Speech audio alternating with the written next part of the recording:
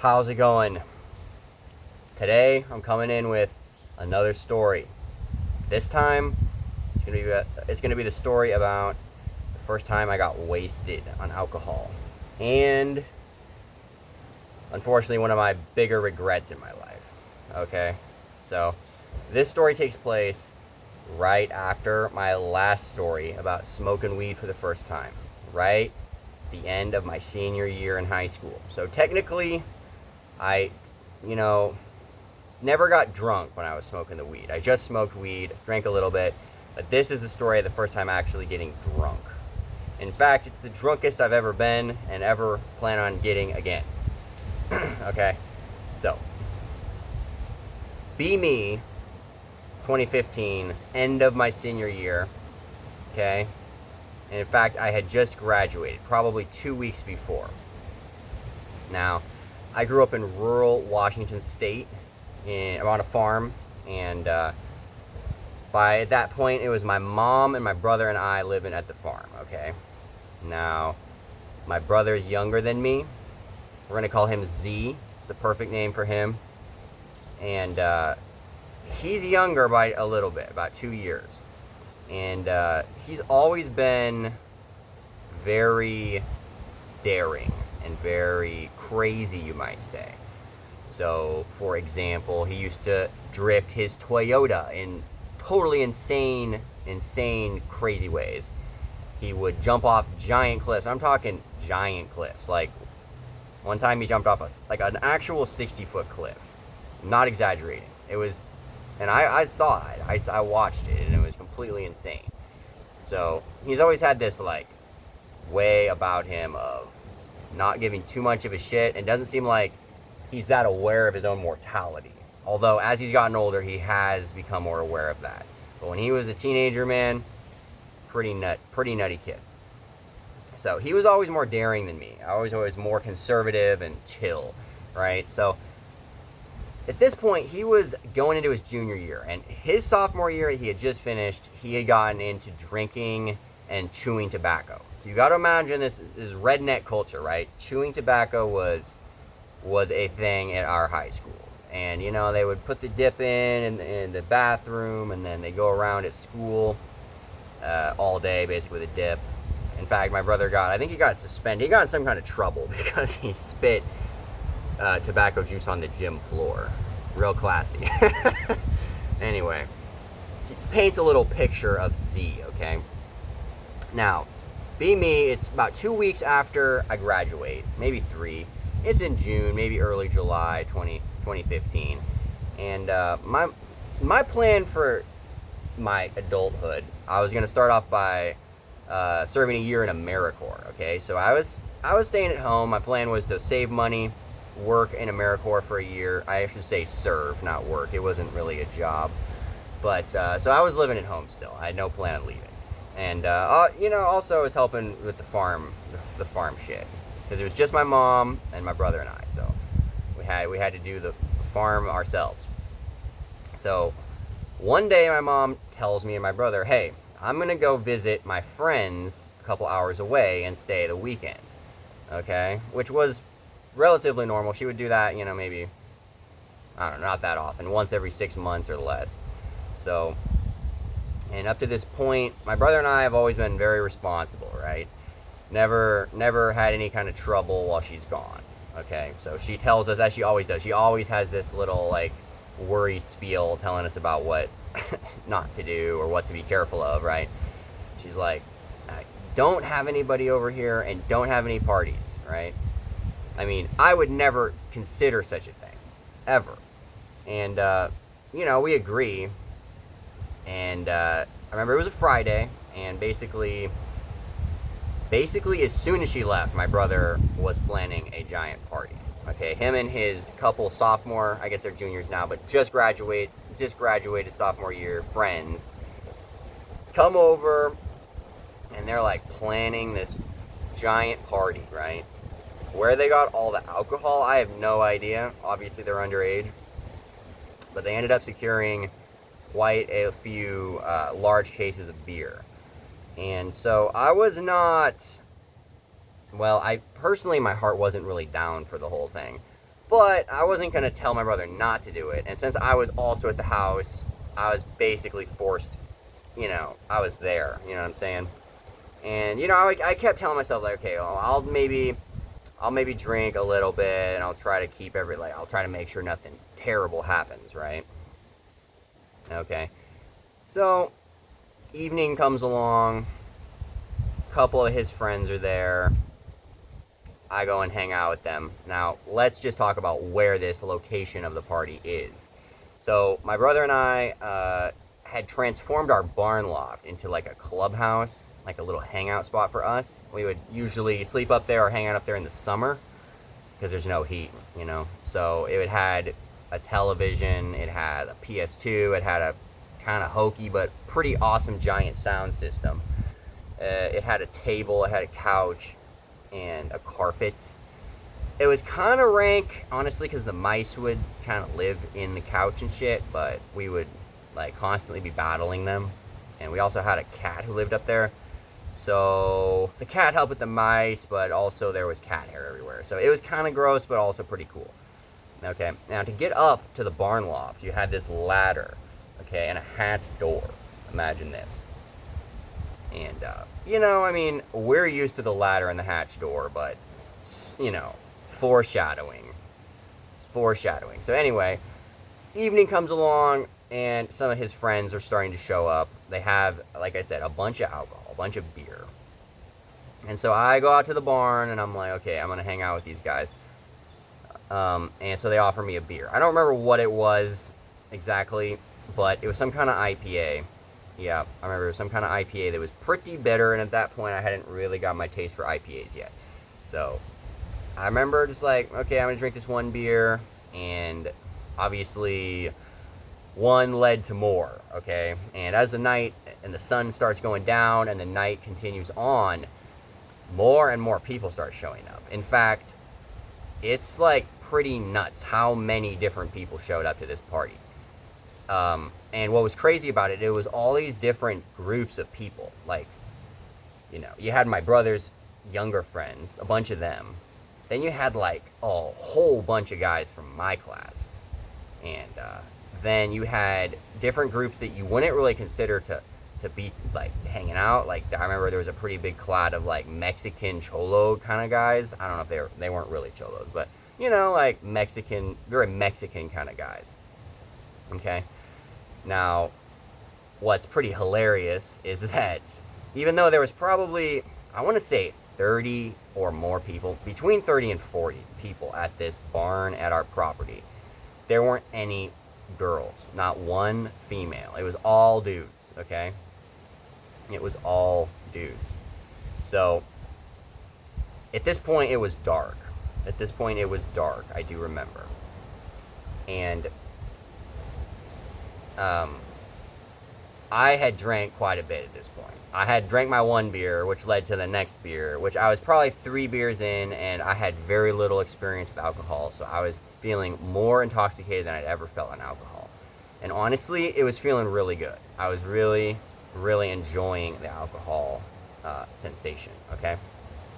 So, for some reason, I have no idea why, but me and some people ended up going over to our parking lot. We left the barn and went over to the parking lot for some reason. I don't know why.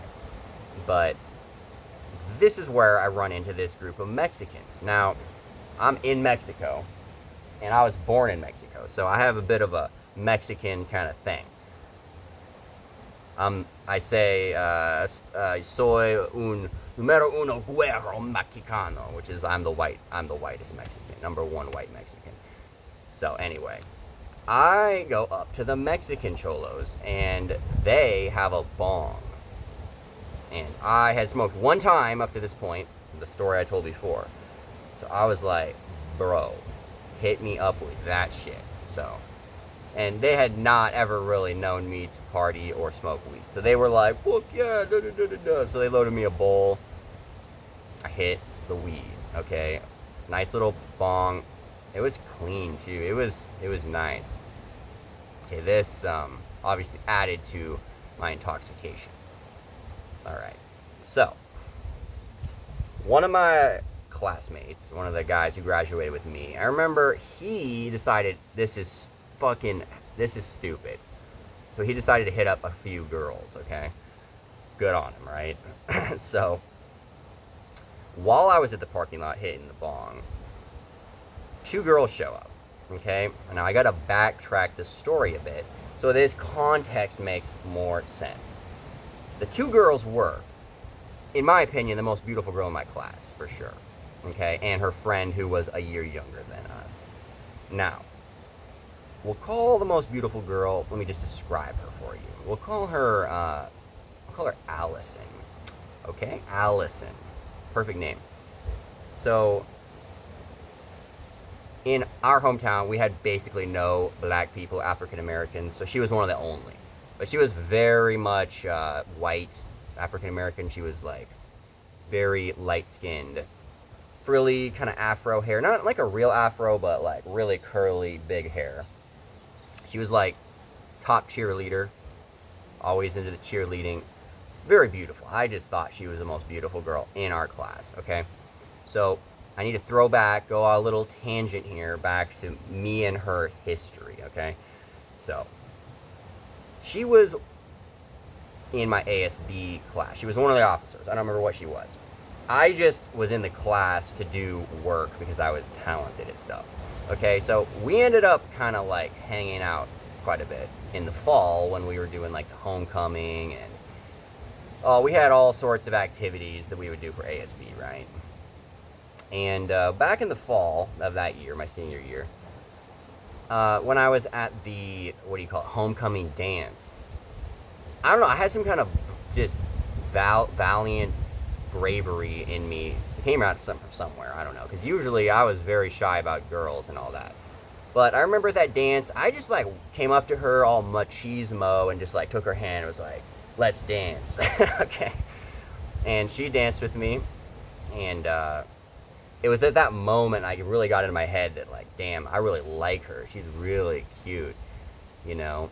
And she didn't stay very long for the dance. She had to go somewhere, and so I got her image in my head, right?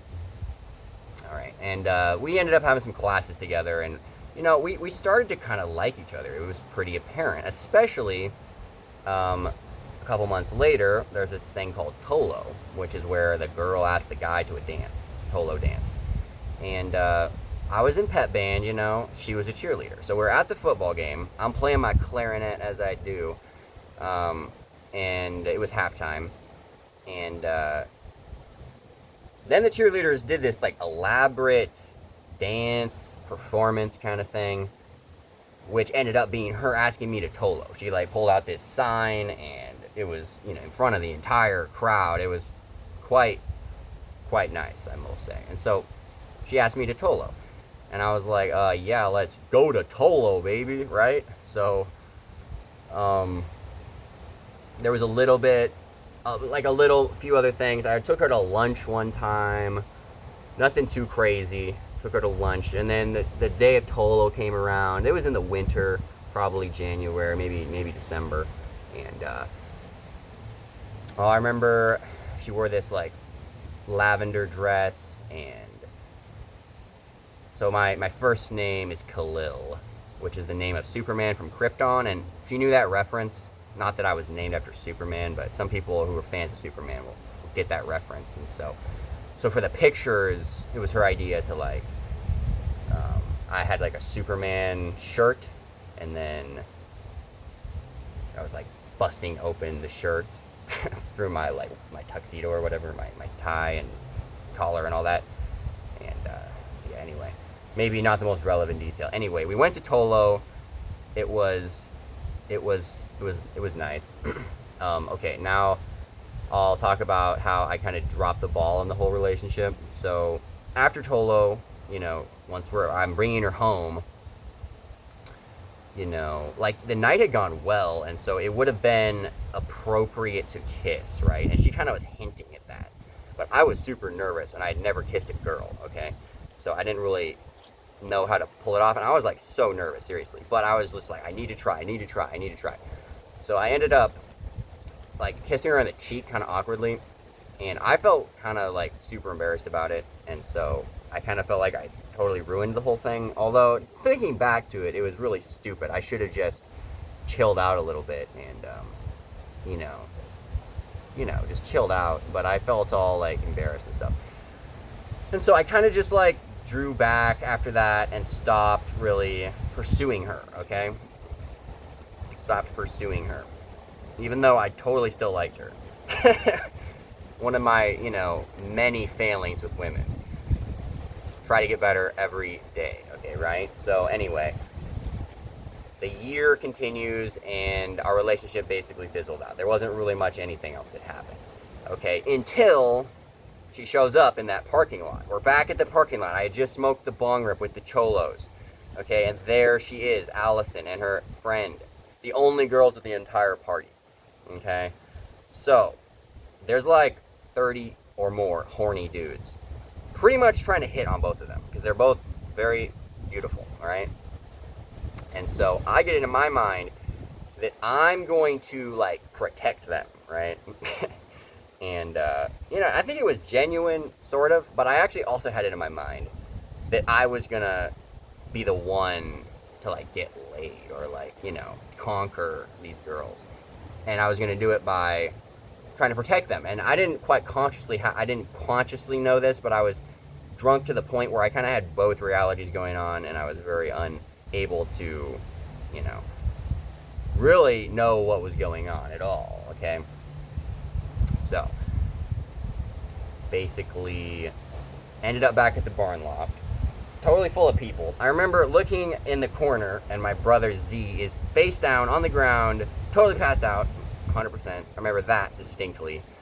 And we had this ping pong table up there, and we had turned it into like a beer pong / drinking game table, okay? Now, I was doing pretty good. I was feeling pretty good until I started playing the beer pong and the rage cage, okay? And at this point, somebody had brought, it was like tequila or vodka, I don't remember, but that started, started to undo me and put me towards the end of my coherency completely. So I remember I was playing Rage Cage, and I was holding it together. Rage Cage is where you like, maybe it's not Rage Cage, flip cup, some kind of game. We were flipping a cup, and I was holding it together okay. And okay, there's a memory from that. I remember the song, think I found myself a cheerleader. Okay, I remember that song. That was popular at the time. It was playing. I was playing the game, and then things kind of fade away. And all that I remember next is that I was in a dream. I thought I was in a dream, and 100% thought I was in a dream. I was not aware that I was awake and in reality. And all I see, I was sitting on the ground with my back against the couch, right? Because there's people like on the couch. I was sitting on the ground, leaning against the couch, and all I see is this beautiful, beautiful woman's ass right in front of me, and her legs, her thighs, right? And I was like, well, this isn't real. I'm in a dream, so might as well reach out. Might as well reach out and cup a feel, if you know what I mean. So, yeah, I ended up, whoa.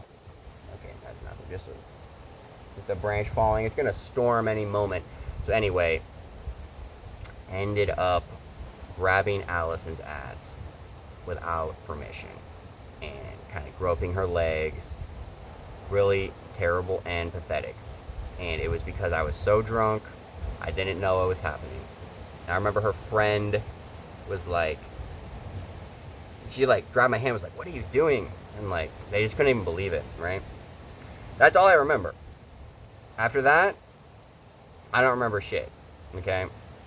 My next memory is being down on the ground. So I climbed down the ladder, which not everybody successfully did, by the way. We had a couple casualties on the ladder. A couple people fell because, you go up sober, and then you get drunk in the barn loft, and then your only way down is this ladder and this hatch door. So not everybody was able to get on the ladder successfully. Don't remember doing that. I just remember being in the field, puking, okay? Puking. And this is the only time I ever puked from alcohol, and it's the only time I'll ever I mean, I don't plan on ever getting this drunk again, okay? This was a huge lesson on alcohol for me. So I ended up puking. I went to my bed in the house, and then I woke back up, and it was probably 4 in the morning, and I was like, oh, well, I'm gonna go back out and continue partying. Like, where's Allison? Like, I was so delusional, right? But I went back out there, but nobody was there. I mean, my brother and his friends were passed out in the barn loft, but everybody was gone, and so I went back inside and went to sleep. And in the morning, my brother and maybe like his original couple friends who had helped him do the whole thing were still there. There was like beer cans everywhere. It was an entire giant mess, okay? And then I remembered what had happened, and I was like so terribly embarrassed and dejected about myself. Felt so stupid. So I sent Allison a message apologizing profusely, and that's the last time we've ever talked. Well, pretty much. I just ever since then, like, there's just something, you know, there's a line crossed that can't be uncrossed. And so at that day, I made the promise to myself that I would never, ever do that again. And the only reason it happened was because of the alcohol. So I've never got that drunk again. In fact, you know, I really only have been drunk that time and maybe one other time that I would actually say I was drunk. I've gotten, you know, kind of tipsy a couple times, but I learned the lesson from that day, and I've never thrown up again, and I've never unconsciously, you know, done things that I don't agree with morally. So you know, at least I learned the lesson. And I guess everybody learns lessons like this, but maybe you can hear this story and be deterred from even needing to drink, because it's really a stupid drug, I will say. Probably the worst drug around. And that's why it's probably legal, because they like us being stupid, baby. So anyway, to wrap the story up, my brother and I wake up, and there's a giant flipping mess everywhere. And our mom is one of the cleanest people in the world, okay? I mean, it's impossible to clean to her standard, you know? It was like a stress point my whole life that when she came home, it wouldn't be up to her standard and she'd be like upset, right? But this time, dude, my brother and I did not like to upset our mom. We really didn't. So we spent all day going over absolutely every inch of the property and finding every beer can, putting it all into a giant bag, and then I drove us down. We found a dumpster in town, got rid of the garbage, got rid of the evidence. Now, what was smart for my brother, I don't know if he planned this or what, but nobody went in the house.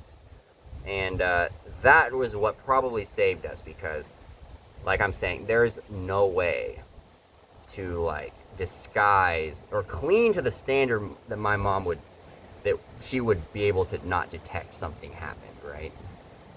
So, I don't know how that we managed to keep everybody out of the house, but we did somehow, even though my brother was passed out half the time and I was totally incoherent as well. But I guess nobody even went in, I don't think.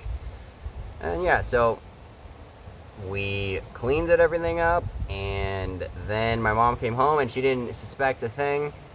And it was only recently that we even told her about the whole situation in the first place. So we totally got away with it.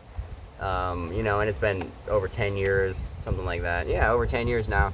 So, cat's out of the bag. The statute of limitations is over. And, man, it's probably my biggest regret is what I did to Allison, I would say. If I had to go back and change one thing that I did in my life, it'd be that. So, and so what I learned is, don't drink alcohol. And if you're going to drink alcohol, you need to be very, very careful with it, because, you know, it's one of those drugs that takes over your inhibition, and it takes over your sense of reality completely, right? Like, you can just do stuff and not remember it. Okay. And I guess I'll finish the story off because sort of like the reverse karma sort of happened to me recently here in Mexico. Okay, pretty recently. It was only a couple months ago. Basically, I've been learning Spanish living in Mexico about a year, okay? And one of the highest skills is chatting up women, right? So a couple months ago, I got the idea that this waitress at a restaurant I thought was pretty cute. So I decided to chat her up and started talking. Well, we ended up talking, and what seemed like to me, we were starting to like each other, right? You know, to me, it seemed like it, okay? And the thing is, though, she would drink a lot, and I don't drink anymore at all. I don't do any drugs. I haven't done any drugs for almost a year. So she was like doing a lot of drinking, and then we had this big party here in this town, and at the end of the night, me and her were hanging out on the beach, pretty romantic, like on the beach, sitting on the beach, and then, but she drank like a lot. I didn't realize how drunk she was because she was talking about all sorts of, like, I thought high level stuff about colonization and Mexican history and all this stuff. But so at some point I walked her home, and she just like hugs me, and then she ends up making out with me, right? Which was great. Nothing else happened. We made out. I went home, went to sleep. Next day, I'm like trying to say hi to her, right? And then we ended up talking, and she's like, oh, like, I just want to be friends.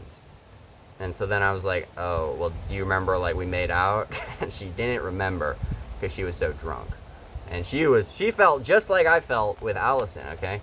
And so I told her the story about Allison, and, you know, I was like, oh, it's all right, but here's a lesson for you and the world about alcohol and how, you know, your higher mind isn't in control when you drink too much, okay? All right, that's the end of the story of alcohol and me. And, you know, being sober from alcohol is always a good idea. It is good for, you know, some things, but I choose to basically not drink, so. And that's why, because of those reasons, okay? So hopefully you can not hate me too much. I've already punished myself completely over this whole situation. Again, very, very sorry about it, and I'll never repeat the mistake, you know? So, okay, so check out the view now. Up here above the ocean. Should be raining at any moment. Let me show you the rain clouds. So it hasn't rained since like February, but it's coming. And then I'm at this crazy abandoned like fortress. I mean, it's an old hotel of some type, but it's crazy up here. So I got more stories coming your way soon. Peace.